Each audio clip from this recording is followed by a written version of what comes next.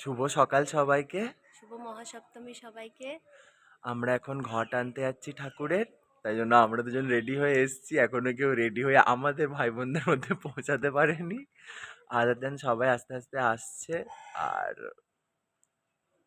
বল কিছু বল। সবাইকে অনেক অনেক প্রীতি ও শুভেচ্ছা মহাসপ্তমীর।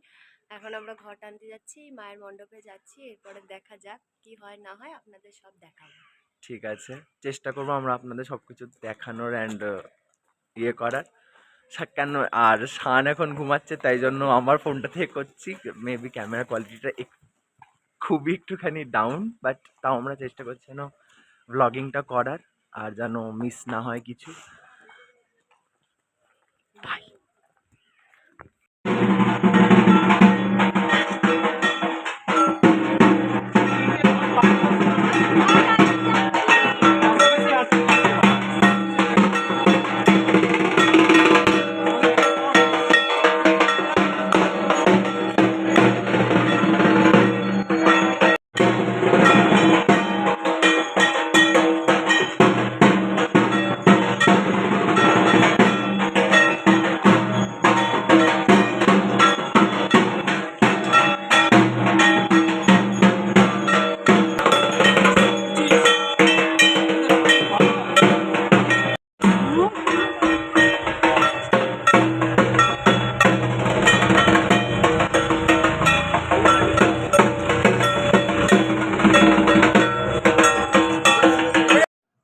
ঘট আনা হয়ে গেছে, আর এবার রাই বলবে, বল।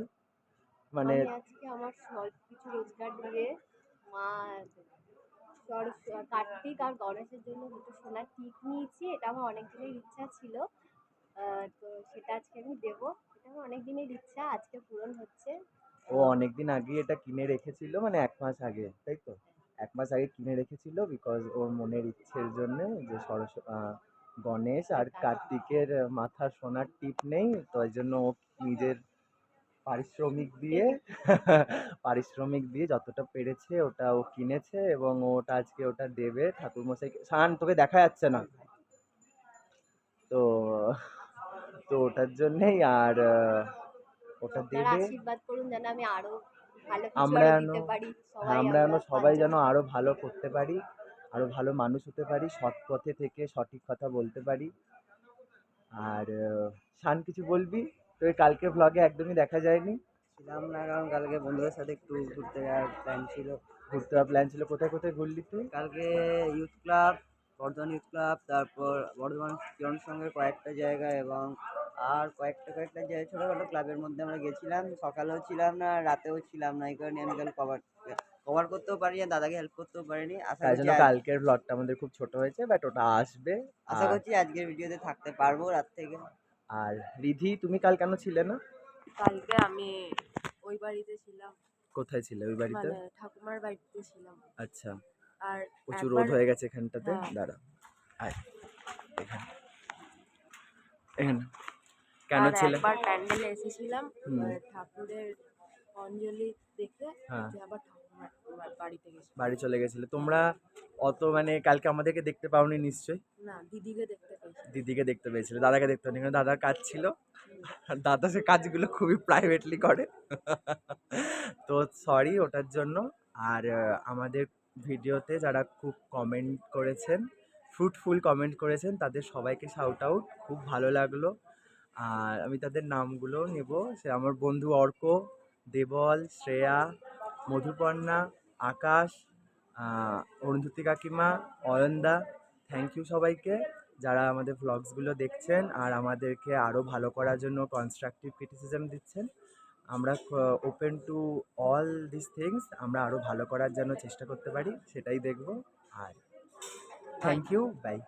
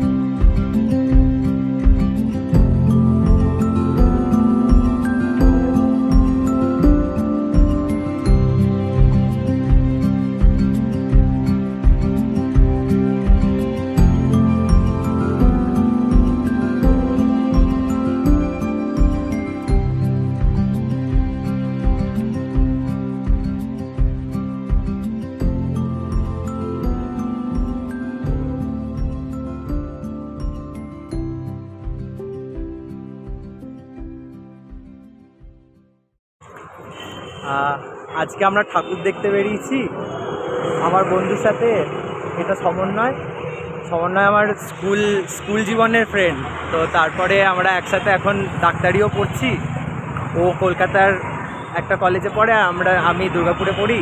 আমাদের এই সময়তেই দেখা হয়, Durga Puja yearly meet, one time meet. তো সেটাতে আমরা দুর্গাপুজোতে ঘুরতে বেরিয়েছি। সমন্বয় কেমন লাগছে দুর্গাপুজো বলো? দুর্গাপুজো আপাতত ভালো কেটেছে, কিন্তু এখন খুব গরম পড়ছে, প্রচণ্ড গরম। মানে বর্ধমানে প্রচণ্ড গরম। আর তোর কলকাতার ঠাকুর দেখা আর বর্ধমানের ঠাকুর দেখার মধ্যে পার্থক্য কী? দুটোই ভালো। দুটোই ভালো। কলকাতায় অন্যরকম ভালো, বর্ধমানে অন্যরকম ভালো। মানে ভিড়টা কোথায় বেশি? অবভিয়াসলি কলকাতাতেই বেশি, হ্যাঁ বর্ধমানেও ভিড় আছে, ক্রেজ আছে। গরম কোথায় বেশি? গরম আপাতত বর্ধমানে প্রচণ্ড গরম, প্রচণ্ড। মানে আমরা পড়ে এসেছি, আমরা প্রতিটা প্যান্ডেলে যেখানে ফ্যান আছে সেখানেই দাঁড়িয়ে রয়েছি। মানে আমরা আধ ঘন্টা করে হয়তো 20 মিনিট করে ওখানেই দাঁড়িয়ে রয়েছি। তো এখন আমরা একটা লাস্টের আগের কয়েকগুলো দেখছি, ঘোদ্দচড়িটা মানে রাস্তার এদিকটা দেখছি, রাস্তার ওদিকটা দেখছি। আবার যখন ওইদিকে ফিরবো দেন রাস্তার ওই দিকটা দেখতে যাবো, নীলপুর সাইডের ভেতরে যদি ঢুকি। তো ঠিক আছে, বাই।